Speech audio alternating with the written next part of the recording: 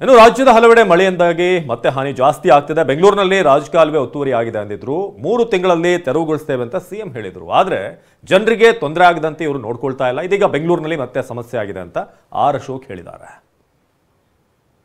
ಕಳೆದ ಬಾರಿನೂ ಮುಖ್ಯಮಂತ್ರಿಗಳು ಈ ರಾಜಕಾಲುವೆ ಒತ್ತುವರಿಯಾಗಿದೆ, ಇದನ್ನ 3 ತಿಂಗಳಲ್ಲಿ ನಾವು ಒತ್ತುವರಿಯನ್ನ ತೆರವುಗೊಳಿಸಿ ಮುಂದಿನ ಮಳೆ ಬಂದಾಗ ಯಾವುದೇ ಫ್ಲಡ್ ಆಗದಂಗೆ ನೋಡ್ಕೊಂತೀನಿ ಅಂತ ಅವರೇ ಸ್ಟೇಟ್ಮೆಂಟ್ ಮಾಡಿದ್ದಾರೆ.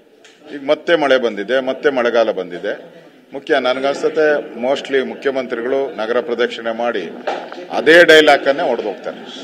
ನಾವು ಮುಂದಿನ ಬಾರಿ ಈ ಎಲ್ಲ ರಾಜಕಾಲುವೆಗಳನ್ನು ಒತ್ತುವರಿ ಮಾಡ್ತೀರಿ, ಒತ್ತುವರಿ ತೆರವುಗೊಳಿಸ್ತೀರಿ, ನಾವು ನೀರು ನಿಲ್ದಂಗೆ ಮಾಡ್ತೀರಿ ಅಂತ ಹೇಳ್ತಾರೆ. ಅವ್ರ ಹತ್ರ ಹಣ ಇಲ್ಲ, ಪಾಪರ್ ಔಟ್ ಇದೆ ಸರ್ಕಾರ, ಮತ್ತೆ ಕಾರ್ಪೊರೇಷನ್ ಅಲ್ಲೂ ಕೂಡ ಹಣ ಇಲ್ಲ. ಅದರಿಂದ ಹಣ ಇಲ್ಲದೆ ಇರೋದ್ರಿಂದ ಅವರು ಗ್ಯಾರಂಟಿಗಳಿಗೋಸ್ಕರ ಹಣ ಕೊಟ್ಟಿರೋದ್ರಿಂದ ಇಲ್ಲಿ ಯಾವುದೇ ರೀತಿ ಅಭಿವೃದ್ಧಿ ಕಾರ್ಯಗಳು ನಡೀತಾ ಇಲ್ಲ.